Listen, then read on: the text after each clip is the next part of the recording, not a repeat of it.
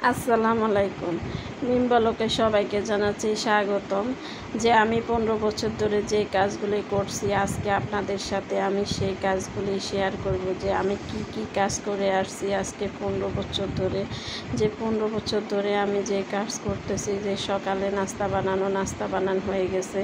এবার আমি রান্না করতে চলে আসলাম, যে রান্নাগুলো করে নিব। যে আমি 15 বছর ধরে কাজ করতেছি, যে আপনাদের সাথে শেয়ার করতেছি। যে কেমন লাগে জানাবেন। যে আমি তরকারিটা বসায় দিতেছি। যে গ্যাসের অবস্থা খুব খারাপ, গ্যাস কম, একদমই কম। গ্যাস প্রতিনিয়ত এভাবে চলছে যে গ্যাস থাকে না সকালে জায়গা, গ্যাস সারাদিন। আর গ্যাসের 2টার পরে আসে, যে সকাল থেকে 2টা পর্যন্ত গ্যাস থাকে না। যাক, আমি তরকারিটা বসাই দিলাম। এখন আমি আলু ধুয়ে নিতেছি। আলুগুলা ধুয়ে আমি এখন তরকারিটা রান্না করে নিব।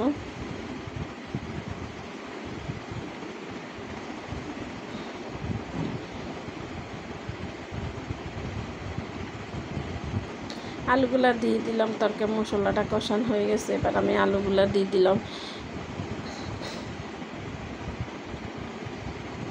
আলুটা ভালো করে কষায় নিব। আলুটা কষানো হয়ে গেলে ফ্রিজে টমেটো ছিল, বরফ করা টমেটোগুলো দিয়ে দিলাম।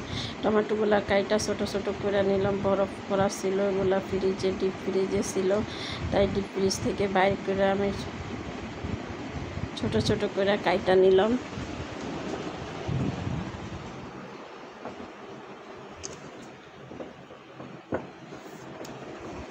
এবার আমি টমেটো আলুটা ভালো করে কষায় নিলাম। কষানো হয়ে গেলে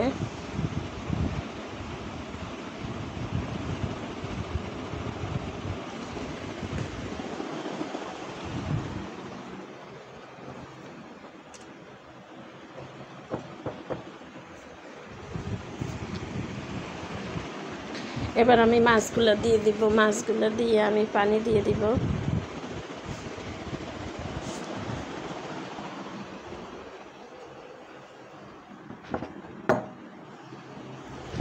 পানি দিয়ে যে আমার তরকারিটা হয়ে আসছে, আমি যে ধনিয়া পাতা দিয়ে তরকারিটা নামাই নিব। এখন